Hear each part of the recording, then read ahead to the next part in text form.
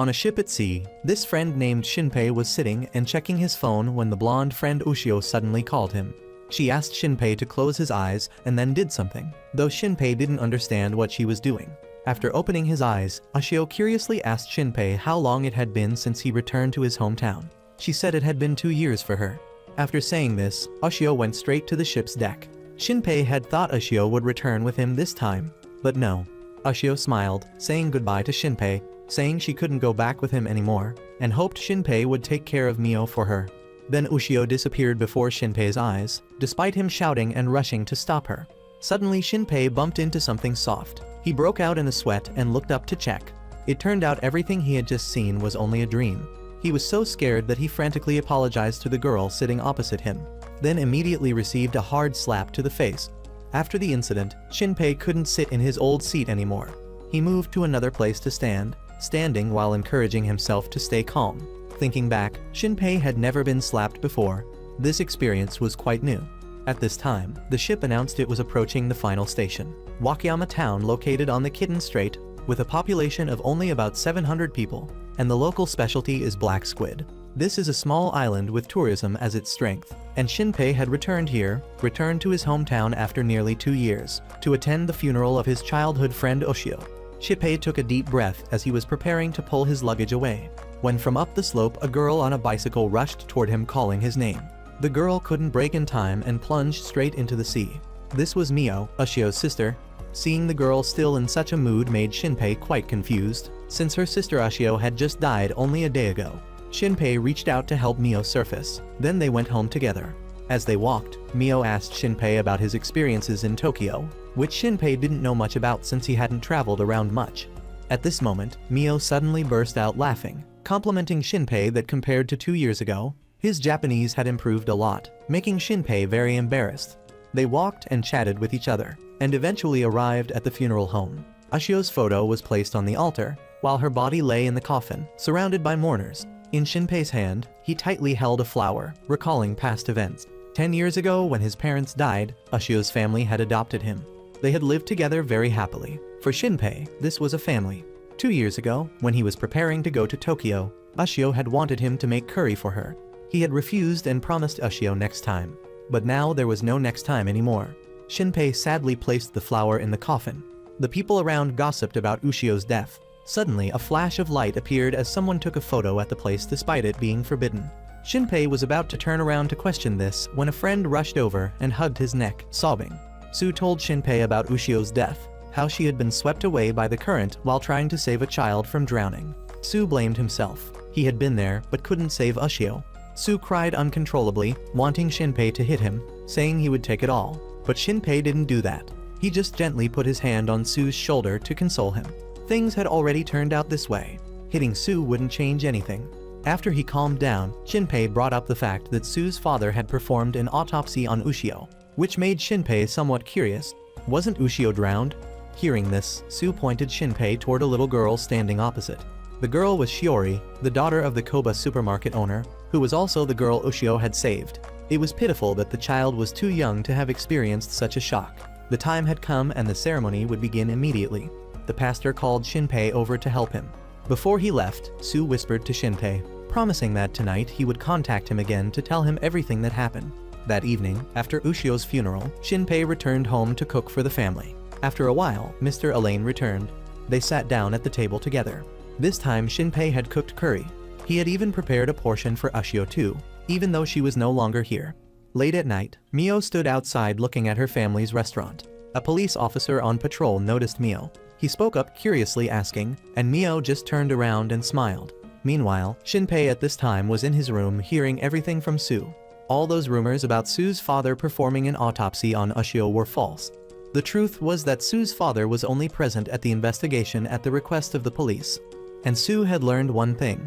Ushio had a mark on her neck, and Sue was certain this was a choking mark, meaning Ushio had been choked to death by someone. That day, Sue and Ushio were playing behind the school when they saw little Shiori being swept away by the waves. Ushio had rushed in and saved the girl, while Sue stayed on shore and didn't see anything suspicious. This was secret information that only Ushio's family and Sue's family knew. Because no evidence was found, the police could only rule it as an accident. At this moment, suddenly there was a knock on the door. It was little Mio. She came to give Shinpei the necklace that Ushio had worn until her death. Then Mio hugged Shinpei and cried uncontrollably. Although she appeared strong, at some point Mio couldn't bear it anymore.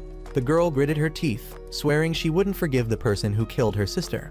Shinpei was startled, quickly pushing Mio away and pressing her with questions. Could it be that Mio knew something? Mio immediately misdirected, changed the subject, and ran off to take a bath, saying nothing more to Shinpei. Shinpei returned to his room and sat looking at the necklace. This was an item he had made for Ushio in the past. Shinpei's hands trembled, and he burst into tears, never expecting Ushio would cherish this cheap item so much. The next morning, the restaurant returned to operation. The best way to forget sadness is to bury oneself in work. Shinpei was sure Mr. Elaine and Mio were thinking the same as he was. At this time, a drunk fat man called Shinpei over, asking if he had found the busty girl he had told him about this morning. Shinpei looked very confused. He hadn't met the man this morning. The man was drunk and had mistaken him for someone else. A police officer walked into the store and sat down, complaining about the heat. This was Tatsu, a relative of Mr. Elaine's and the only police officer on the island. Being a regular customer, Mio knew what he liked to eat. Then the girl curiously asked Tatsu why he hadn't come here for breakfast this morning. Mentioning this, Tatsu's face became serious as he told them that this morning the Kobeya family had disappeared. As soon as she heard this, Mio rushed straight outside, making Shinpei have to run after her. He went to the Koba supermarket. As Officer Tatsu said, the place was already closed. Mio was sitting down in a corner, sad. Seeing this, Shinpei came over to sit next to her. Mio now told Shinpei about the strange thing. About a month ago, Shiori was still a lively girl, until she told Mio that she had met someone who looked exactly like herself. Right then, a man's voice rang out explaining to them that what Shiori had seen was a shadow. This man was Nezu, the island's hunter. Mr. Nezu explained simply for them to understand, the shadow that Shiori saw was a disease endemic to this island. Now it was rare, but during the war, it was very common. This disease allows the person to see the shadow of themselves, but they will die right after, and the shadow will continue to disguise itself, killing more people. To escape this, one must go to Haruko Temple to be purified. After saying this, Mr. Nezu left. Mio's face had become more serious. She turned to ask Shinpei if he believed this story. Of course, Shinpei didn't believe it, until Mio told him a truth. 3 days before Ushio died, she and Ushio were picking up trash on the beach when they met someone who looked exactly like Ushio. Then 3 days later, Ushio had really died. Mio was certain this was the truth. This made Shinpei break out in a sweat. He tried to stay very calm and asked Mio if she had told this story to anyone else. Then Shinpei encouraged Mio, inviting her to go to Haruko to investigate more about the shadow with him. They went to the temple together to meet Haruko. While Shinpei was ringing the doorbell, suddenly Mio saw something in the bushes. Shinpei couldn't see very clearly, but Mio was certain she had just seen little Shiori. They both quickly chased after her to some ruins near the beach. At this point, Shinpei stopped Mio and wondered if that was really Shiori. Why would she run away like that? Suddenly a gunshot rang out, startling them both. Shinpei and Mio ran to check and saw a girl lying with her stomach wounded. She had been shot, and Shinpei recognized her immediately. The girl was the one who had sat on the same boat to the island with him. Mio was scared, screaming that she wanted to run and find help. But the other girl pulled Shinpei's collar closer to her. She demanded that Shinpei listen carefully to what she was about to say. But before she could do anything, a bullet shot straight through her head. Shinpei fearfully turned to look and saw Mio being held hostage by another Mio with a gun to her head. She smiled and pulled the trigger, killing Mio, and then Shinpei, leaving him unable to do anything. Shinpei screamed, calling for Mio, and then again bumped his face into the chest of the bespectacled woman on the boat. Going back to about 3 days before when Ushio had just met with an accident. Mio was holding little Shiori in her arms, staring blankly as Sue administered first aid to her sister. Sue was sweating profusely, trying to help Ushio regain her heartbeat. He turned to call Takiko to run back to the school to bring the defibrillator here. Shinpei was standing next to Mio. He didn't quite understand how he could see this scene. Following Sue's shout, Shinpei also shouted, and once again, he bumped his face into the chest of the bespectacled woman on the boat. Shinpei's face flushed red as he frantically apologized to her. Of course, he got slapped again, but suddenly at this time, she spoke up, asking Shinpei about the nightmare he had just had. Shinpei's face looked perplexed as he stared at the woman, and right then he remembered the scene of her sitting slumped against a tree trunk, shot. Shinpei broke out in a sweat, probing to ask her if she had ever been shot. Looking at her confused face, Shinpei knew the answer. He scratched his head, admitting he had mistaken her for someone else, and picked up his bag. Shinpei pulled out his phone from the bag, and he was shocked to find that today was still July 22nd. Clearly on July 23rd, he had gone with Mio to find teacher Haruko. Shinpei fearfully held his head, trying to encourage himself that it was all just a dream. Then he opened a novel online. This was The Swamp Man, a horror novel very popular in his hometown city. About the content of the novel, it told of a young girl who was haunted by the thought that her friends and relatives were replacement copies. Shinpei told himself that because he had read this horror novel, he had dreamed a nightmare, that's all. The boat had finally docked. Shinpei pulled his suitcase off the boat and sighed, trying to regain his composure. At times like this, he needed to take a step back. Shinpei was still very suspicious of the nightmare he had just experienced. It was as if everything had really happened. Shinpei had just started pulling his luggage when Mio's call rang out again. The girl was cycling down the slope towards him. This made Shinpei completely dumbfounded. How could this be so similar to his nightmare? Mio couldn't brake in time and plunged straight into the sea. Even the girl's underwear was identical to his dream. Shinpei reached out to pull Mio up from the sea. Then he discovered that Mio's brakes seemed to have been cut by someone. But what happened afterward also repeated exactly as in the dream. Even the relatives behaved exactly the same. Shinpei and Mio arrived at the funeral home. As soon as they met Mr. Elaine, he emotionally ran over and embraced him. Entering the funeral home, Shinpei stood, wondering if this was reality or not, if it was a dream or if he had really returned to July 22nd. Shinpei's head was thinking so much it felt like it was about to split in two. Shinpei now remembered what Sue had told him, that Ushio had been choked to death by someone. Shinpei clutched the flower tightly, looking at Ushio lying in the coffin. What on earth had his friend gone through? Shinpei placed the flower in Ushio's coffin. He was about to leave when another flash of light appeared. Shinpei was startled and quickly turned to check. Before him was the family of little Shori. He immediately remembered what had happened in his dream. If it was real, then tomorrow this little girl's family would disappear. Then the following things would happen like this and that. Shinpei organized his thoughts, then was again pulled away by Sue, who cried and lamented. That evening at home, sitting at the dining table, Shinpei had many thoughts as he secretly watched Mio. He wondered if Ushio had seen the shadow and been killed by it. Could Mio also have the same outcome as in his dream? Shinpei wasn't concentrating on eating, making Mr. Elaine speak up to ask. So Shinpei excused himself to go outside for some air. He recalled the scene earlier when Mio had cycled to meet him. The brakes had clearly been cut by someone to harm Mio. But who on earth did this? Too many questions with no answers made Shinpei feel very nauseous. Just then, Uncle Tetsu's voice rang out, waking Shinpei. He turned sharply to check and saw Uncle Tetsu calling little Mio, asking why Mio was standing in front of her own house like this. Shinpei's face turned pale. How could Mio be out here? But before one surprise ended, another came. Mio pulled out a knife from somewhere and straight away killed Uncle Tetsu right in front of Shinpei. Now Shinpei was certain. This wasn't Mio but the shadow. After killing Uncle Tetsu, the fake Mio controlled her shadow, immediately creating an exact replica of Uncle Tetsu, from his appearance and voice to his personality, all copied perfectly by the imposter. Then Mio ordered the fake shadow to pretend to be Officer Tetsu from now on, then asked it to return the gun to her. Seeing that this fake Mio still hadn't switched places with the real one, the fake Tetsu advised her to just rush into the house and deal with Mio. With this gun in hand, things would be much simpler. The fake Mio immediately refused, saying firing a gun at night was very dangerous. This wasn't America where you could just shoot as you pleased. Today they were only here to scout. Shinpei was so scared he covered his mouth and bent down, trying to breathe as quietly as possible. Just then, the phone rang. It was Sue calling. Before Shinpei could turn it off, the fake Mio was already standing right over his head. Shinpei didn't have time to react or change clothes before taking a knife straight to the neck. He collapsed in pain, red blood oozing out. At this time, Shinpei's vision shifted to another place. He saw himself lying motionless on the ground. Beside him were the fake Mio and the fake Tetsu. Suddenly Shinpei was pulled into an endless void. He drifted within the void. Someone's voice rang out calling Shinpei, startling him. It was Ushio from behind.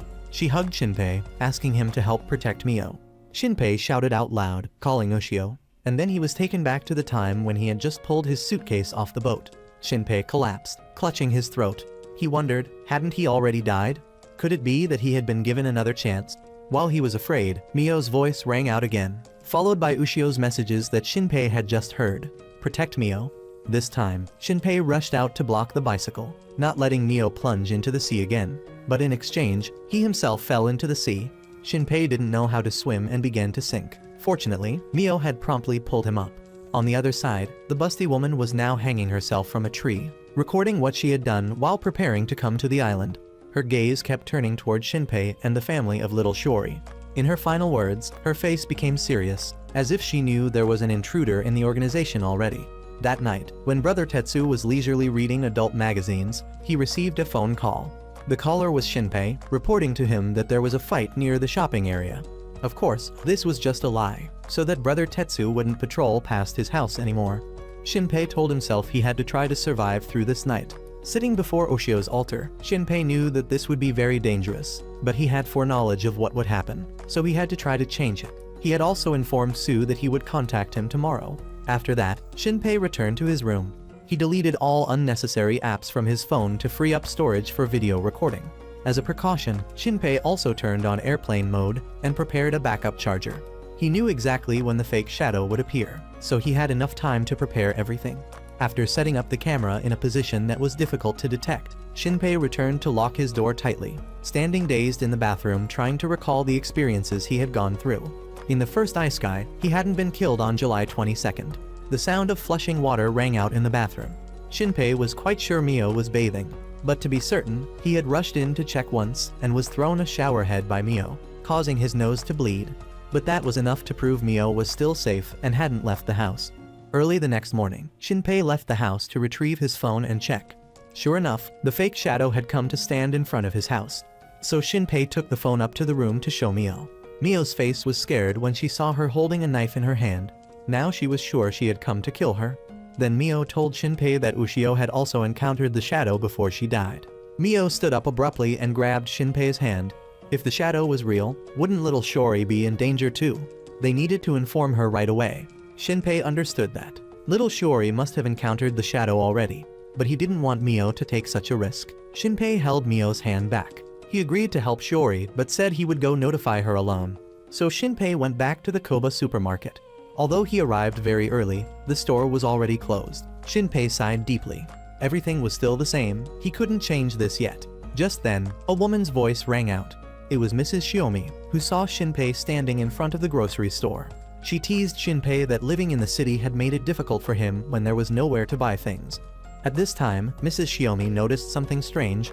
The Koba store was closed without any notice. So she and Shinpei went to the Koba house to ring the doorbell and call, but they waited for a long time with no response. So they took the liberty of opening the door and going in to check. In the house, food was still on the table, the TV was still running, but the whole family was gone. Shinpei and Mrs. Shiomi split up to search. Just then, Shinpei saw a black stain on the ground and on the sofa. His face broke out in sweat because this was the work of the shadow. Yesterday he had also seen Tetsu's shadow make him disappear just like this. In Shinpei's mind now there were two trains of thought. One wanting him to protect others, one not wanting to because the opponent was a monster. In the end, Shinpei chose to inform others and wait to see the situation, because the opponent was a monster. He was tired of being killed. Just as he was taking out his phone, Shinpei paused. He looked at the dining table, paying very close attention. The food was still on the table, proving they had been attacked last night. On the floor surface, there were dents. This was a sign that something had hit down here very hard. Shinpei broke out in a cold sweat. What on earth had happened here? After that, he asked Mrs. Shiomi's permission to go upstairs to check. Based on the black marks he saw below, they were so big they were likely an adult. Shinpei worriedly walked upstairs to find little Shiori. He pressed against the wall to find the position of the light switch. At that moment, he felt something behind his back. It seemed to be little Shiori. Shinpei was completely dumbfounded and immediately realized that what he had encountered at the funeral home yesterday. He had asked little Shiori if she had seen anyone who looked exactly like herself. Now little Shiori behind Shinpei also asked him back. Why did he ask her that? Was there something strange? Now Shinpei was certain. The person he met was not little Shiori, but just a fake shadow. Shinpei fearfully turned to look at little Shiori. It seemed she also knew she had been discovered by Shinpei, so she didn't hesitate to summon a shadow to prepare to kill Shinpei. Shinpei was scared, sweating profusely, and not knowing what to do. When at this moment Mrs. Shiomi's voice rang out calling him. When she didn't hear Shinpei answer, she came up to find him. Just moments ago, Shiori had stood in front of Shinpei, but right now she had disappeared without a trace. Shinpei also understood that thanks to Mrs. Shiomi's intervention, he had kept his life. However, he had already been marked by this shadow. After that, Mrs. Shiomi reported the disappearance to the police. while Shinpei left the Koba house. On the way back, Shinpei was still lost in thought. He had two choices. One was to just let today pass as if nothing had happened. But if he did that, then certainly the bespectacled girl he met on the boat would be killed by the shadow. And looking at her reaction, Shinpei was quite sure she already knew something. The second choice was that he would save her. This choice was quite feasible because Shinpei knew what would happen next, and this time he hadn't met her on the boat yet. When time reversed, he was standing at the port. Shinpei recalled when he met her on the boat. Beside her was a very large suitcase. It seemed this girl didn't just come here for tourism. So Shinpei went to ask all the inns on the island to find her. Despite describing her extensively, no one knew, but as soon as he mentioned the huge breasts, he got information right away. Just then, Shinpei remembered the scene the first time he returned here. This uncle had also asked him if he had found the bespectacled busty girl yet. He pointed Shinpei to a cafe, but when he went to look, she was already gone. Unable to find any more clues, Shinpei returned to the restaurant. At this time, Tetsu had just arrived. His words and the way he blamed Shinpei for falsely reporting the fight last night made Shinpei sigh with relief. Surely he hadn't been killed by the shadow yet. At this time, Tetsu pulled out a phone from his pocket and handed it to Shinpei. This was Ushio's phone. She had given it to Tetsu before, asking him to give it to Shinpei if anything happened to her. Everything was so intertwined and complex that Shinpei didn't know how to solve it now. At that moment, Sue came to the restaurant to find Shinpei. He and Mio had taken Sue outside and told him everything. Now Sue understood. Ushio had been killed by little Shiori's shadow, and as Shinpei had just shown him, the shadow's next target was Mio. There was no way to identify the shadow, which meant that the three people standing here could potentially be disguised shadows. The suspicion of each other made everyone sweat with fear. Sue spoke up to break the tense atmosphere. The fact that the shadow could appear on camera proved that this was a living creature, not some kind of ghost or demon. As long as it was a living creature, Sue believed there was still a way to deal with it. At this time, Mio suddenly spoke up, inviting Shinpei to Haruko Temple to learn more about the shadow. This made Shinpei remember immediately. The first time he returned here, he had also gone with Mio to Haruko Temple. But no, Shinpei didn't want to go there because he knew the shadow was lurking somewhere nearby. So he made the excuse of wanting to go tomorrow, and was then reproached by Sue that tomorrow was the summer festival, the busiest day of the temple, so the abbot wouldn't have time to receive Shinpei. But for Shinpei, the more dangerous, the safer. So Shinpei persuaded everyone to go tomorrow. Before returning, Sue wanted everyone to come up with a password to be able to identify fake shadows. In front of Sue, who always trusted himself, Shinpei still didn't trust him 100%. Until he knew how to distinguish from the shadow, he wouldn't trust anyone. He knew it was very despicable, but it was necessary at this time. After parting with Sue, it suddenly rained heavily, making Shinpei and Mio run like wet rats looking for shelter. While Shinpei was complaining that the weather forecast hadn't said it would rain today, Mio spoke up asking Shinpei how long he planned to stay on this island. Being reminded by her made Shinpei remember that initially, he had only planned to attend Ushio's funeral and leave right away. This made Mio tighten her pants, looking very sad. The girl blurted out that she wished Shinpei could stay here forever. But anyway, Mio gave the shell necklace back to Shinpei to keep. After the rain stopped, they both got home. Sitting in his room, Shinpei tried to guess the password for Ushio's phone. But even after entering Ushio's birthday, it was still the wrong password. He kept trying to guess the password until a knock on the door startled him. He thought it was the shadow coming to find him. But no, it was Sue and Takiko coming to call him to attend the summer festival. They were wearing beautiful yukatas, and Mio was also wearing a yukata, which surprised Shinpei a bit. Sue pulled Shinpei to a corner and whispered. This was the method he had devised to distinguish the shadow, although he didn't know if it would be effective. But Mio in a yukata looked cute too. They all went to the summer festival together. While Mio and Takiko were enjoying the festival, Sue and Shinpei just sat in a corner observing. At this time, Shinpei spoke up, lamenting to Sue that he had left the island for 2 years. He thought that time had helped him mature, but now he found it hadn't helped at all. On the contrary, he felt more pressured. When Shinpei couldn't be by Ushio's side at the most important moments, seeing Shinpei so sad made Sue angry and cursed Shinpei to his face. Ushio's death wasn't Shinpei's fault, and besides, right now Shinpei had to protect Mio too. He couldn't keep being depressed like this. At this time, Takiko and Mio ran to where they were. Mio had told Takiko everything, about how Shinpei had sneaked into the bathroom when Mio was in there. This made Sue furious, grabbing Shinpei's neck to question him, but it was just playful reproach because he knew Shinpei couldn't have feelings for family members. Sue turned to remind everyone to focus together. After the fireworks ended, the abbot would have time to receive them. At this moment, a blonde girl suddenly brushed past Shinpei's face, startling him. Tokiko wanted to take everyone into the temple to prepare in advance, but Shinpei refused to let everyone go first, then rushed after that blonde girl. Shinpei's face became serious because he recognized at a glance that the person was certainly Ushio. Shinpei rushed like a madman to search. Following the traces of that girl, he went straight to the shore. Just as the fireworks went off, he also met Ushio again. She was standing in the sea looking at Shinpei and then smiled. Shinpei, dumbfounded, called out to Ushio. At that time, she rushed straight to hug Shinpei tightly, pinning him to the ground, then happily asked when Shinpei had returned without letting her know. Shinpei listened and broke out in a sweat. He only paid attention to the necklace on her neck. It should only have one, and Mio had already given this to him. Shinpei regained his senses and crawled out from under Ushio. He bluntly declared that the person in front of him wasn't her. Ushio had died 2 days ago. Hearing this, Ushio still smiled and denied it. She was still alive, right in front of Shinpei here. Shinpei still didn't believe it. He was certain the person in front of him was a disguised shadow. So Shinpei asked Ushio if she remembered anything. Mentioning this, Ushio's face went blank. She also wondered why she was here. She held her head, lamenting that a lot had happened, but she just couldn't remember everything. What she remembered was only the pain. At that time, she was under the sea and everything gradually became dark. Saying this, suddenly Ushio stood up. If she was under the sea, then hadn't she died already? Why was she standing here now? Could it be she had turned into a ghost? Ushio looked down at her feet. But if she was a ghost, shouldn't she be floating in the air? Saying this, Ushio suddenly burst into tears. She remembered now. Her last wish before dying was to meet Shinpei. Surely this was the reason she had come back. Shinpei was completely dumbfounded. This voice, these expressions, they were exactly like Ushio before. What strange thing was happening? After that, Ushio helped Shinpei up to watch the fireworks. Standing beside Shinpei, she let him know she had one more thing she wanted to tell Shinpei when she met him again. The girl ran right down to the sea, smiled and declared to Shinpei that she liked him. Shinpei's face flushed red. He still couldn't believe what Ushio had just said. He asked Ushio back, could it be that death had made her like this?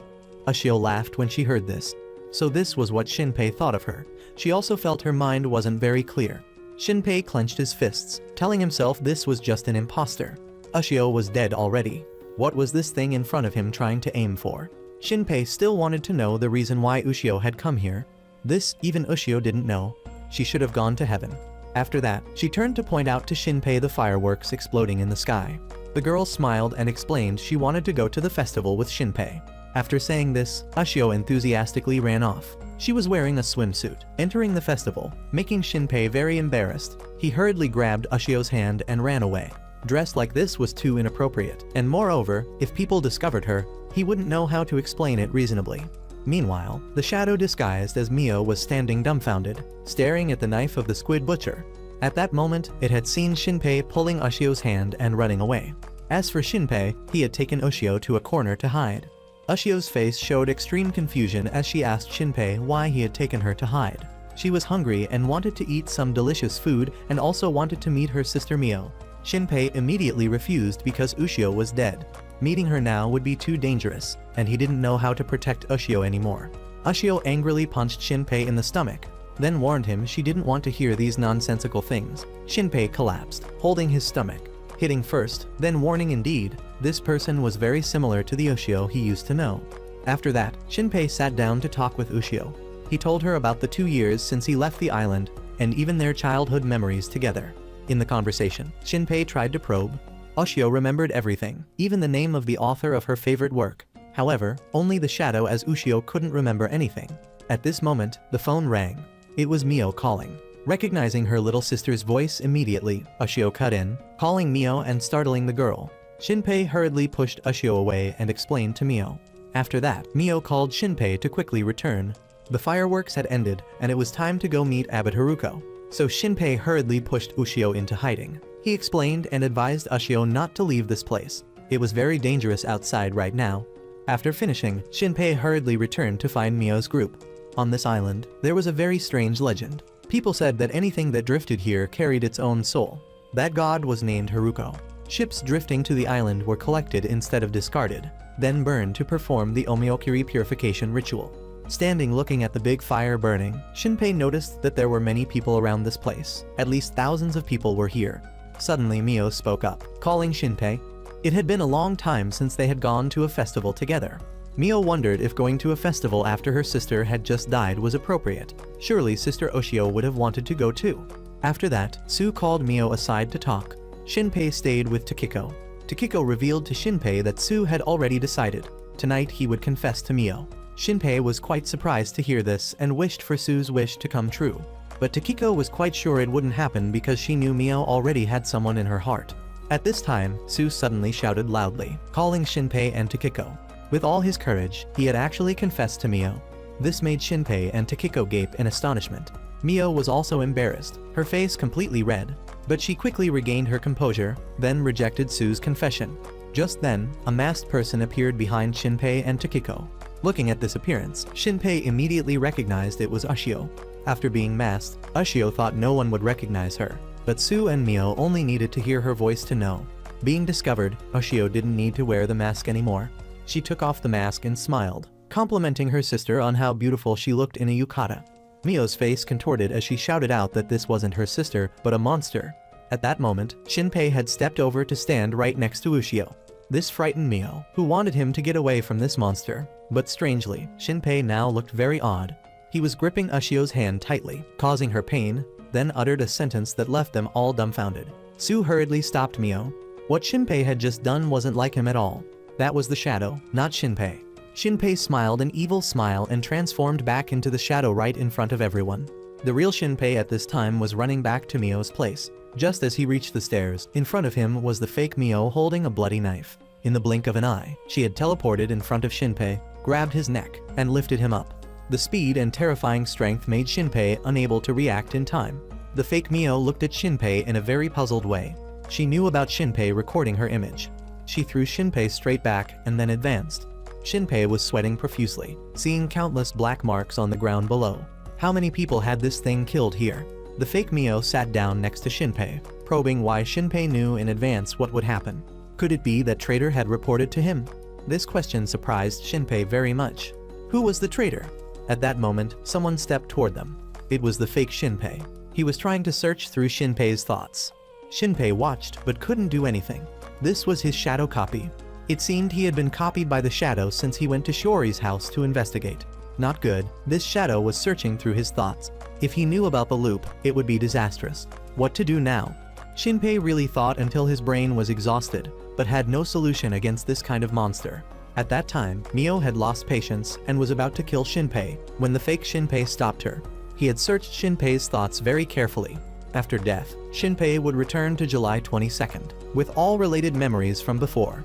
If this was true, and it seemed Shinpei couldn't reverse the past by himself, then for now, just let Shinpei live.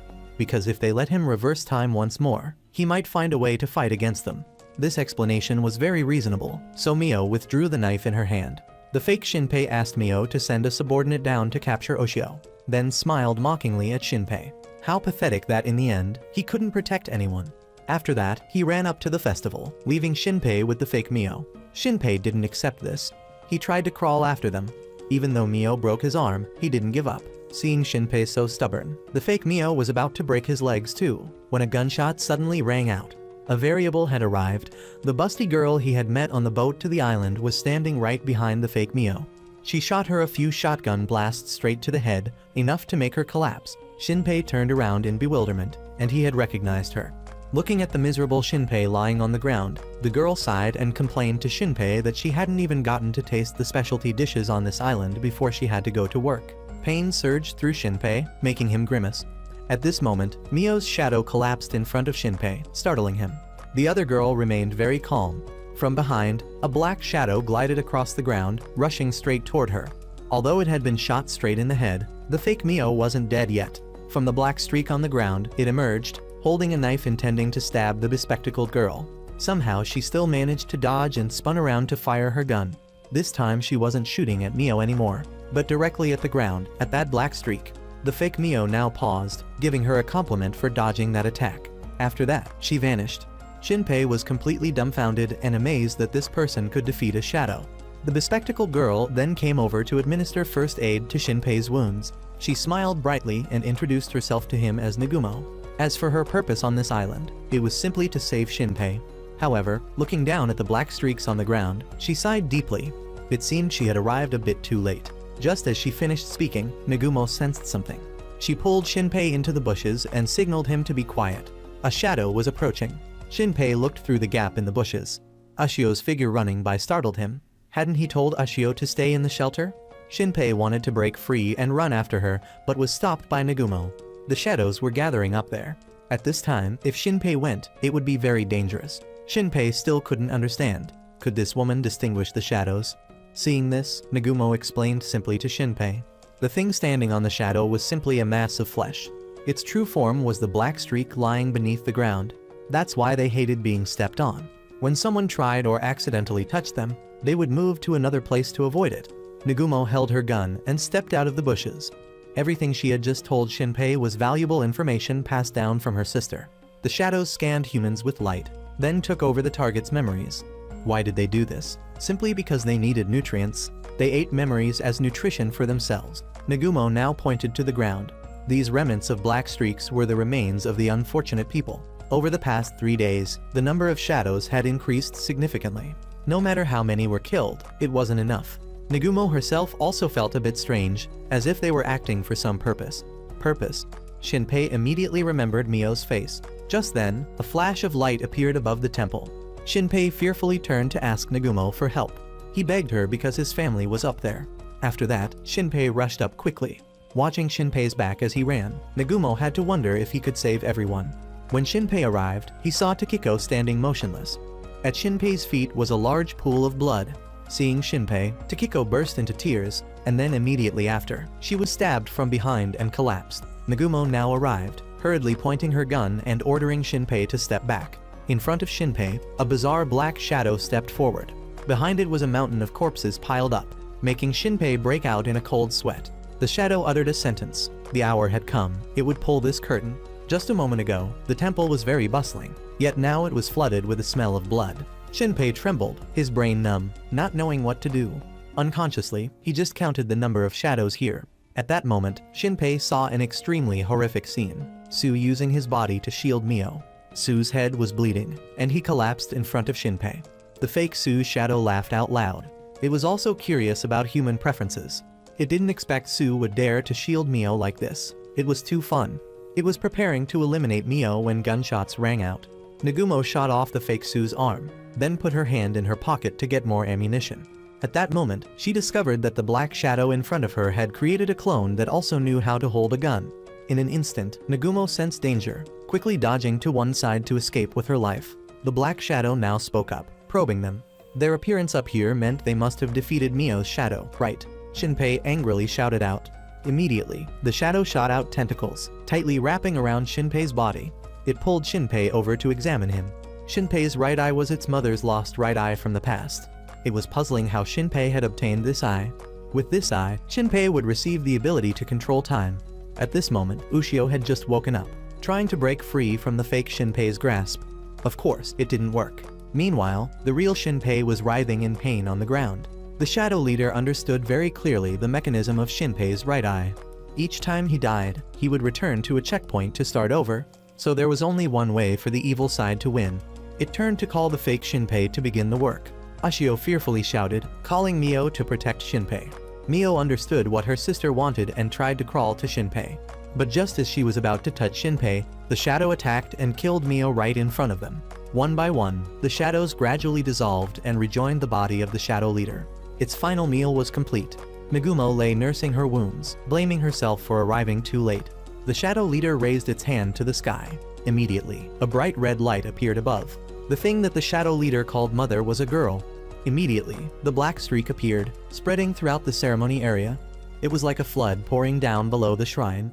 Anyone standing or touching this black streak would disappear immediately. The entire island had become a meal for the Mother of the Shadows. She licked her lips once, showing great satisfaction. Shinpei was helpless, not knowing what to do. Nagumo was the same.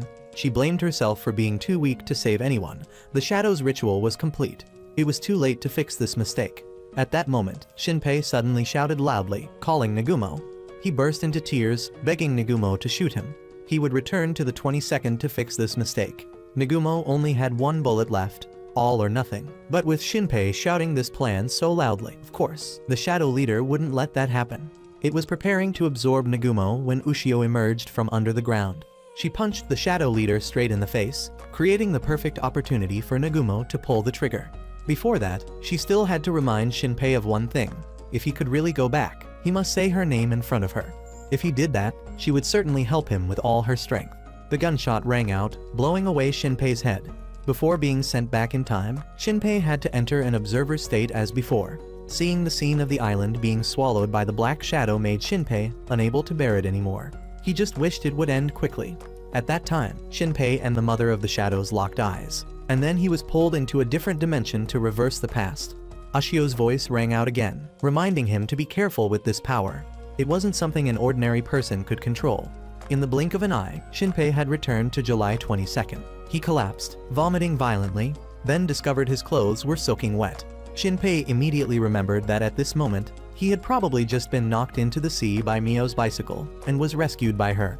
Returning home, Shinpei took out a notebook to study. The first time he returned, he appeared on the boat. The second time was after getting off the boat, and this was the third time, when he had been knocked into the sea by Mio's bicycle.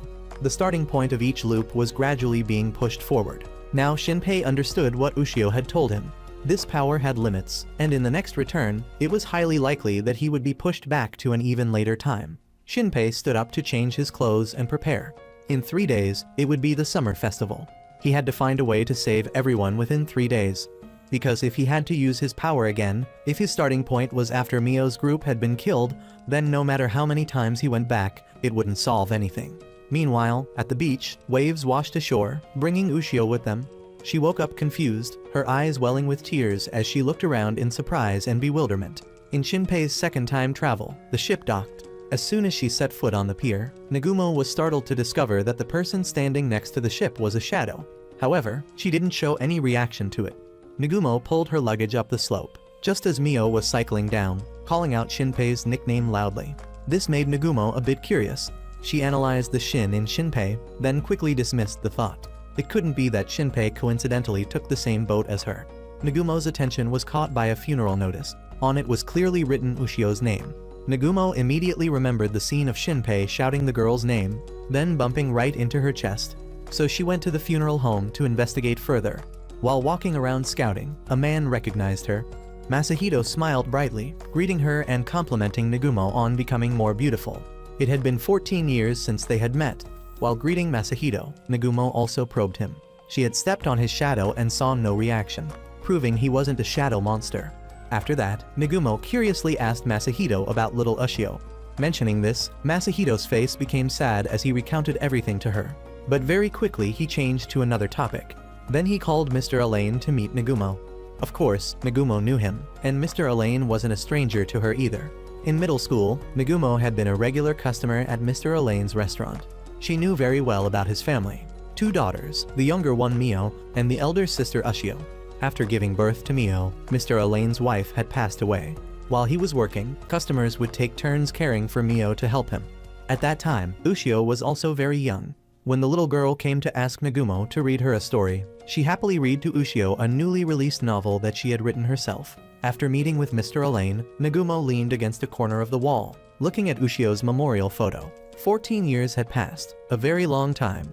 From then until now, no notable deaths had been recorded, but perhaps it was time for them to act. While thinking, Nagumo heard Mr. Elaine's voice. He was receiving a phone call from Mio, reporting that she and Shinpei had fallen into the sea, so they would be late for the funeral. Immediately, Nagumo approached to inquire with Mr. Elaine about this Shinpei boy. He and Masahito cheerfully answered her. Shinpei was the son of a close friend of his from before. 10 years ago, Shinpei's parents had an accident while climbing a boat. Hearing this was enough, Nagumo pulled her suitcase and left, so she had confirmed that the child she needed to find was the person she had met on the boat.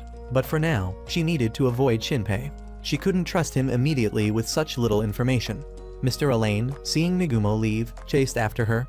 He took Nagumo to a hidden corner, then told her the secret about his daughter's death.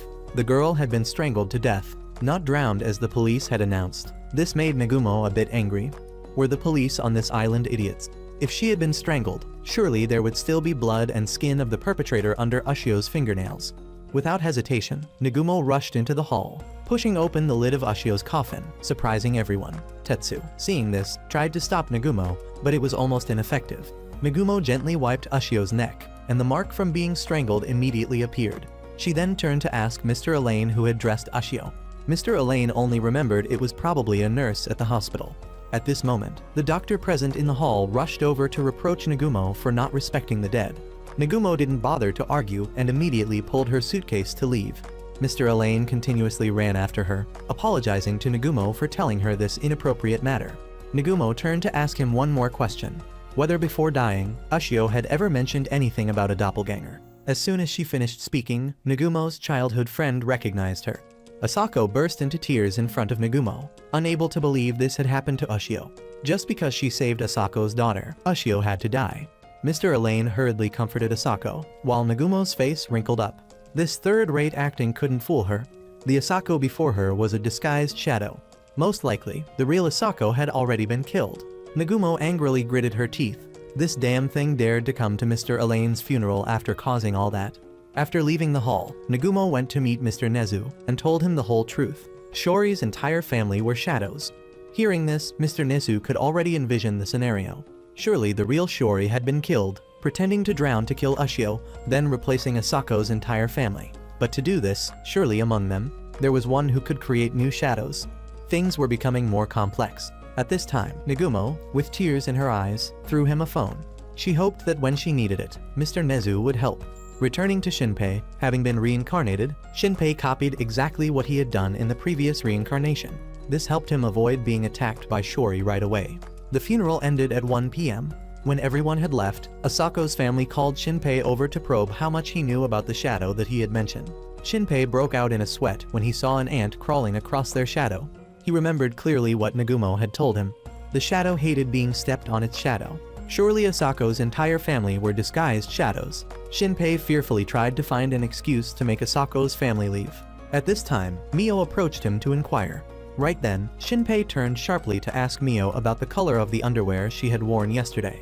In the second loop, he had accidentally seen the color of that underwear when he was killed. This morning, when she came to pick him up, Mio was wearing different underwear. After Mio confirmed that yesterday she had worn white panties, Shinpei was certain Mio had been copied from yesterday. He couldn't reverse time that far. He had to find another way to protect Mio. At 1:30 p.m., Ushio's coffin was taken to the crematorium. Everyone gathered in the dining room for a farewell meal for the girl. Shinpei went around the room asking all the people he found suspicious. The first question was whether they had heard the story about the shadows. The second question was whether they had met anyone with huge breasts.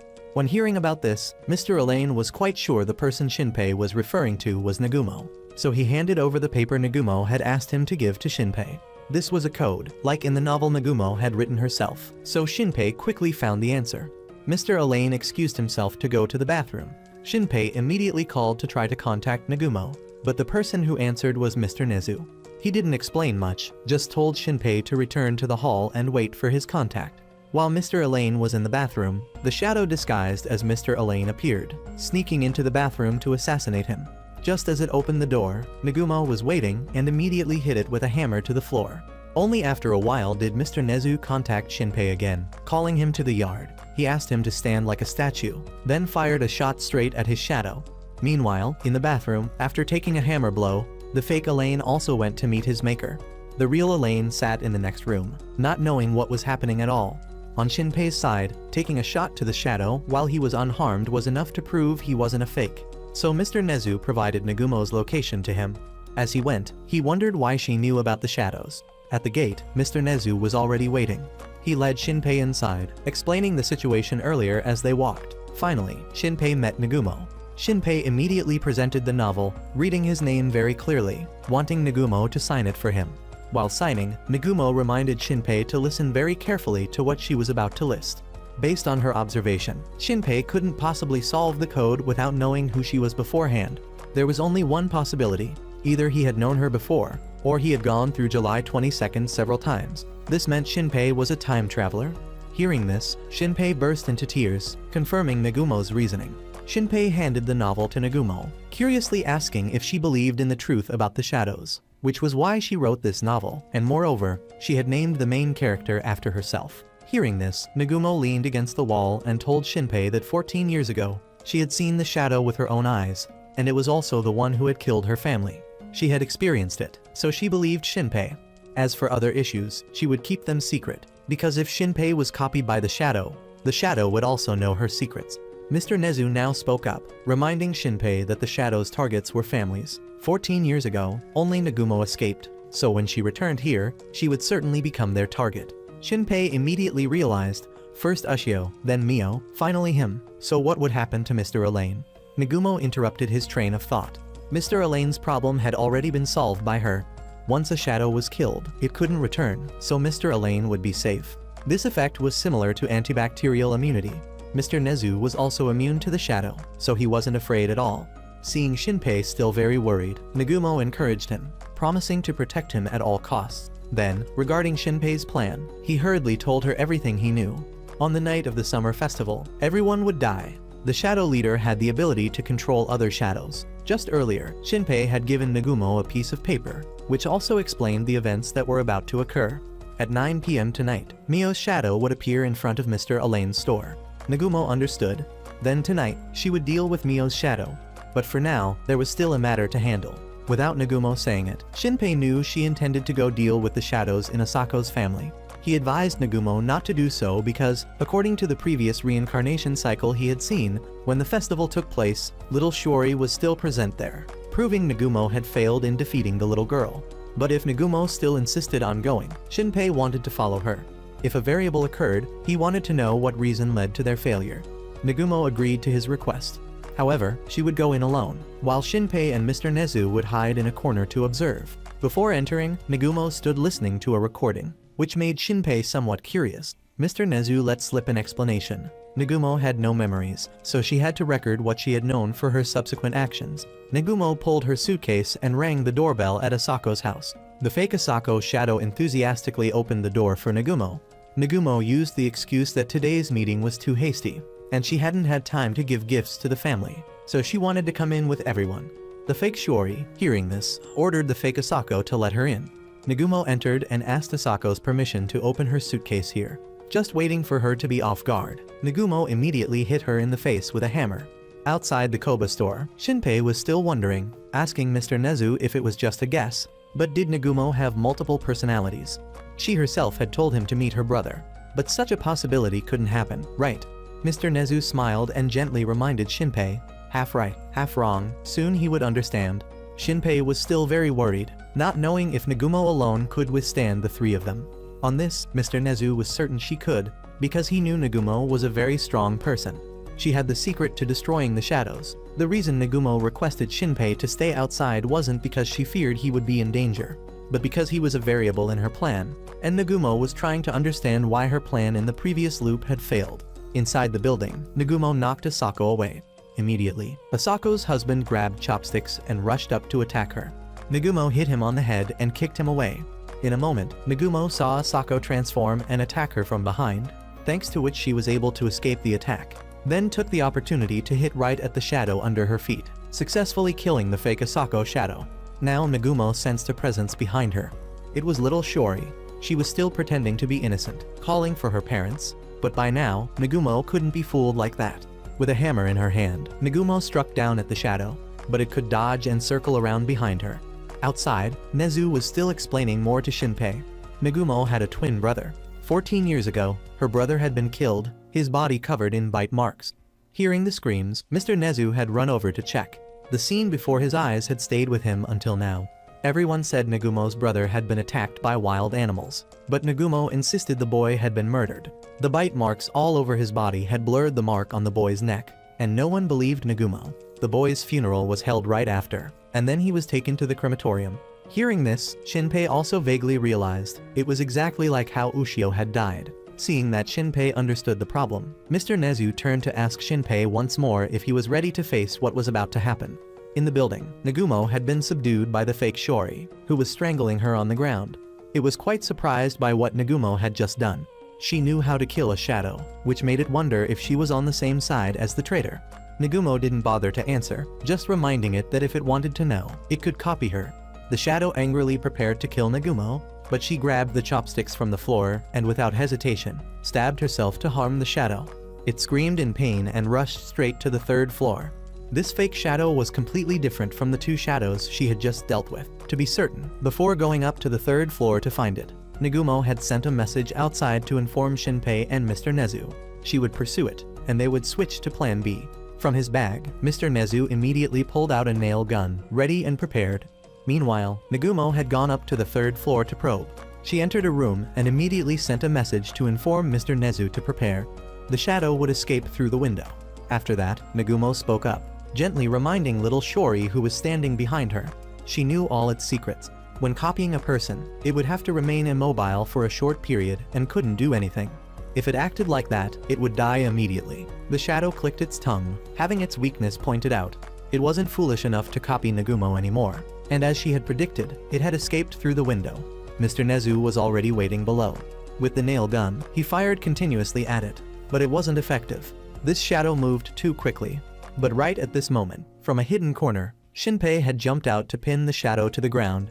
It angrily bit Shinpei's hand, but he still wouldn't let go, having to wait until Mr. Nezu came and shot the nail gun into its leg before Shinpei released it. According to his experience, to hold a shadow, they needed to shoot at 3 different points. That way, it wouldn't be able to move anymore. Now this shadow was useless. At this moment, the fake shadow suddenly burst into laughter. It lamented how boring it was, that this summer everything would end anyway. Shinpei angrily shouted, wanting to know why it had killed Ushio. The shadow remained calm, teasing Shinpei, and even invited him to become a shadow with it. Shinpei was very angry. He raised his fist, wanting to hit it, but looking at little Shori's face, he couldn't bring himself to do it. Boom, Nagumo's hammer had sent it to the counter. That's enough, she reminded Shinpei. Talking to a shadow for too long would make Shinpei confuse it with others. After calming down, Shinpei curiously asked Nagumo what the difference was between a real person and a copy. There must be some real difference, right? So that evening, they all met by the river. Here, they also explained to Shinpei about Nagumo's multiple personality disorder. Nagumo was the older sister, and the person introducing himself to Shinpei was the younger brother named Hizuru. The two lived in the same body, switching places when necessary. Taking advantage of being outside to chat, Hizuru immediately badmouthed his sister, but suddenly a fist flew straight into his face. Nagumo regained control of the body. She was very embarrassed that her brother had spoken ill of her like that. After that, she gently reminded Shinpei they didn't have time to study the differences between shadows and normal people, at least until everything was over. It was too late to save the Koba family, but it wasn't too late for Shinpei. He could still save little Mio if he killed her fake shadow. After that, they all went to the front of the restaurant to prepare to implement the plan. Shinpei's task was very simple. Observe and make everything similar to the previous reincarnation. She and Mr. Nezu would be ready, waiting for his signal. After planning, Shinpei entered the house. He was startled when he saw Mio holding a knife, thinking she was about to stab him. But no, Mio just wanted to cook a meal for Shinpei by herself. Shinpei quickly ran over to stand beside her, pretending to want to help the little girl, but in fact stepping on Mio's shadow to confirm Mio wasn't a fake shadow, which made Shinpei sigh with relief. He immediately sent Mio elsewhere, saying he would cook. He had to keep everything exactly as in the second reversal, otherwise, the actions of others would also change, leading to alerting the shadow, which would be disastrous. The sound of a rumbling stomach made Shinpei think Mio was already hungry. He turned to check, but somehow it was Ushio, and she was even wearing a swimsuit. Shinpei was startled and fell to the ground. He kept asking Ushio why she appeared here. She should have appeared on the 24th, not now. Seeing this, Ushio didn't hide anything from Shinpei. She came to inform Shinpei that on the 24th at the summer festival, black shadow monsters would appear and kill everyone. Shinpei stared at Ushio with wide eyes. She knew about this. Could it be that Ushio had experienced the night of the 24th? Just then, there was a sound at the door. It was Mio. The little girl had just finished washing her face and had returned. To avoid being discovered by Mio, Ushio had to hide under the table, while Shinpei pretended to continue cooking. Ushio's stomach rumbled with hunger, making Shinpei break out in a sweat. But fortunately, Mio thought it was Shinpei's stomach. She sat down and sighed deeply. Shinpei still knew how to be hungry, which meant he was still healthy. Shinpei, with a knife in his hand, kept telling himself to stay calm. But at a time like this, remembering the curry recipe was the easiest thing. But the situation wasn't good at all. Ushio's appearance here was completely different from the previous 2-time reversals. Variables would definitely appear. What should he do now? Nagumo, help! Shinpei worried. At this time, Uncle Elaine had just returned. Seeing Shinpei cooking while his daughter was just sitting around, he had asked Mio to help. But Mio immediately refused, using the excuse that her only job was to eat. Shinpei had taken advantage of this opportunity to give Ushio a note reminding her that in 5 minutes, Uncle Elaine would go wash his hands, and Mio would go take a bath. At that time, Ushio must rush up to his room to hide. Just a moment later, Shinpei had completed the curry. He took out plates, preparing to carry them up to the room when Mio spoke up. Wondering why there were 2 portions, Shinpei, scared and sweating, quickly used the excuse that he was super hungry to fool the little girl. He carried the curry tray upstairs. Just as he opened the door, he already saw Ushio in a ready-to-eat position. At this moment, Shinpei remembered Nagumo's instruction not to let the shadow's words touch him. This made Shinpei somewhat suspicious.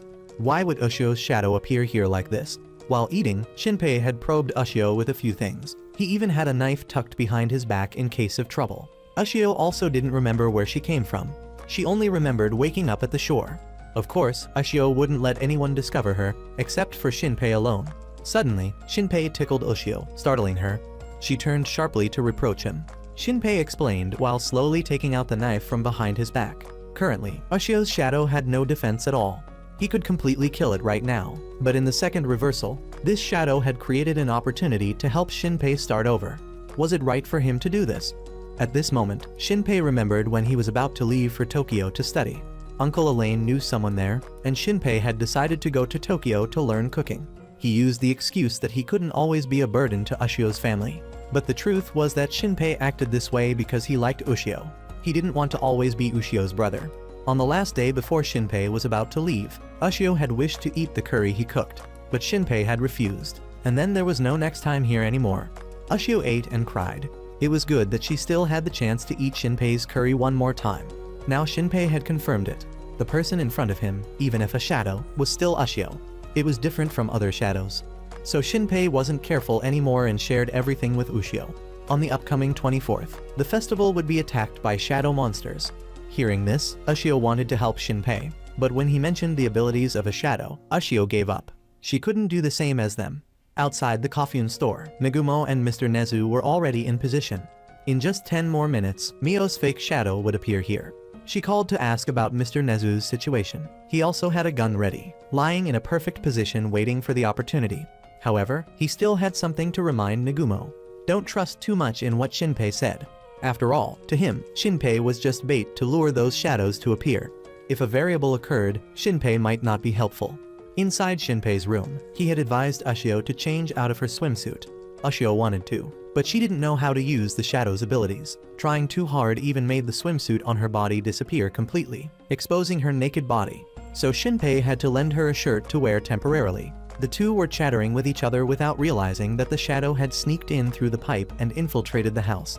Just then, there was a knock on the door. Shinpei hurriedly pushed Ushio to hide under the blanket, then opened the door to welcome Mio. The little girl came to clean up the food to wash, but there were 2 sets of eating utensils here, making Mio a bit curious. This startled Shinpei, who hurriedly explained.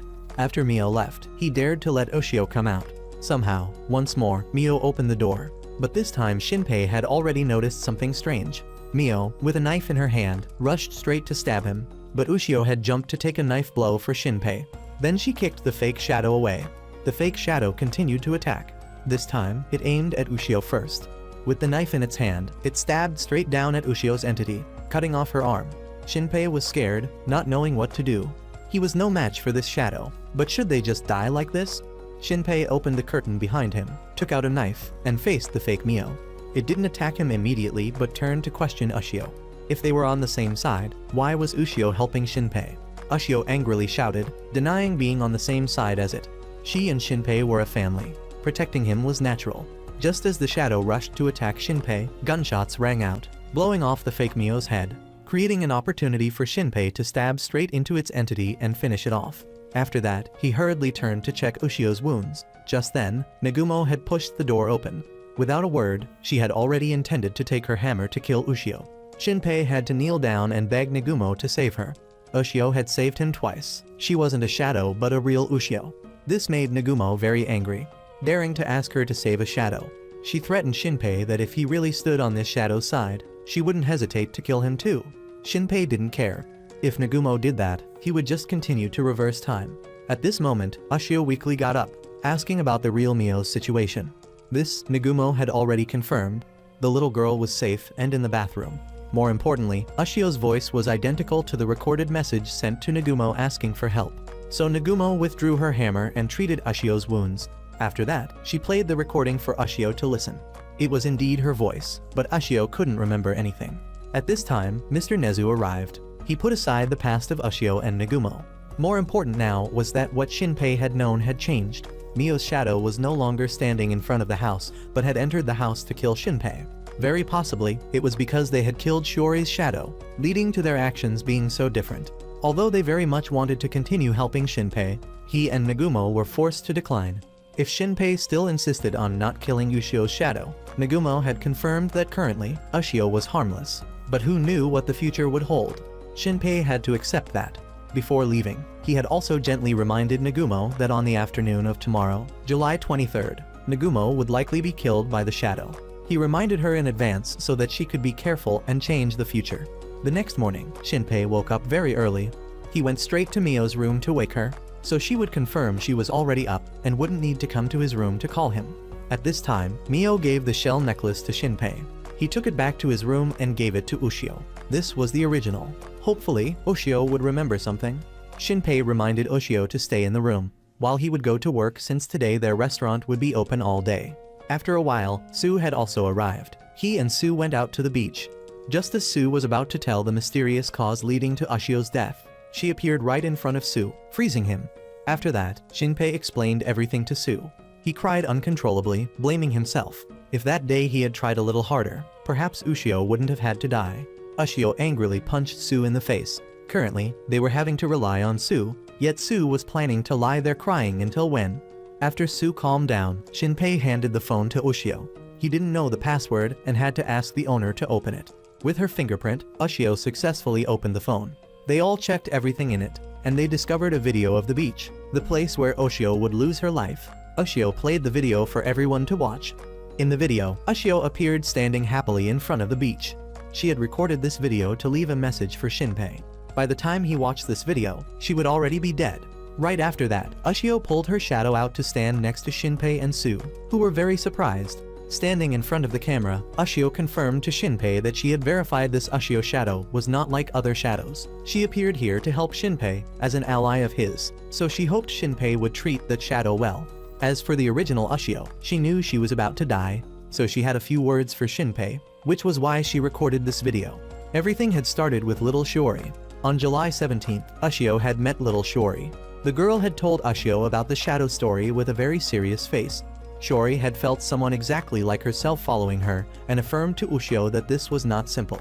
At first, Ushio had joked around and didn't believe it, until the next day, July 18th, when she and Mio were cleaning up by the beach for community service, and Ushio had seen someone who looked exactly like herself with her own eyes. When Ushio chased after it to look, she couldn't find it anywhere. Now Ushio believed in the shadow story, so she went back to meet little Shiori, promising that she would help Shiori learn about that shadow story. This made Shiori very happy. Very quickly, the beach cleanup ended. The summer festival would be held on the upcoming July 24th. After finishing here, Ushio and Mio returned home, playing rock paper scissors to see who would bathe first. Mio won and suddenly mentioned Shinpei, wondering if he would return home this summer. Hearing about Shinpei made Ushio furious, but Mio knew very well that her sister liked him, so she kept teasing, making Ushio very embarrassed. After Mio finished bathing, it was Ushio's turn. She took off her clothes and stepped into the bathroom. Somehow there was someone who looked exactly like herself sitting in there. Ushio was so scared she was about to scream loudly for Mio, but the Ushio shadow covered her mouth to stop her. Ushio struggled and pushed the shadow into the bathtub. The shadow rubbed her head and lamented that at least Ushio should listen to her explanation first. Ushio worriedly questioned the shadow about why it appeared here. The shadow calmly replied that she was Ushio, so returning home wasn't wrong. The shadow's actions being exactly like her own made Ushio somewhat afraid. But very quickly, the two of them were in tune with each other, and they immediately thought about little Shiori's problem. Ushio had confirmed that the shadow existed, so certainly what Shiori had told her was true. Certainly, Shiori's shadow was just lurking somewhere on this island. According to what the little girl had said, Shiori first saw her shadow on Takanasu Mountain, so they decided they had to find out what was going on. But first, they needed to take a bath. After that, they went up to Takanasu Mountain together. The shadow kept following Ushio, making her somewhat uncomfortable, while for the shadow, it was Ushio who was following it. Ushio, with a piece of wood in her hand, turned to threaten the shadow. Beware of doing anything mysterious, she would kill it immediately. The two of them fumbled around the mountain for a long time, but still couldn't discover anything unusual. It was already very late today. Just as Ushio was about to give up and go home, the shadow spoke up, pointing Ushio to another path. In front of the path was a warning sign of danger, which increased their curiosity. So the two girls continued deeper inside. Following the path, they found an old house. They immediately recognized this was an old clinic of Sue's family. It was rumored to be haunted, so Sue's family had moved out long ago. Because of this rumor, no one on the island dared to come near this area. Ushio and the shadow began to probe the area. Although very afraid of ghosts, the shadow had a feeling as if she had been here before. Just then, a strange sound rang out. Ushio looked and broke out in a sweat when the thing that appeared before her was indeed a shadow. It had copied Ushio's appearance and rushed up to attack. Fortunately, the shadow had jumped to push Ushio aside, and then it was pinned against a tree trunk by the shadow monster. Ushio with a stick tried to hit the monster's head, but it had no effect. Then in the next swing, she accidentally missed, hitting right at the shadow under its feet. It painfully turned around and kicked Ushio in the stomach, then wrapped around a tree branch and stabbed straight into Ushio's shadow's entity. Ushio's shadow screamed in pain. This pain confused it because its body wasn't injured, but very quickly, Ushio's shadow realized the problem. It wasn't a real person, but just a copied shadow of Ushio.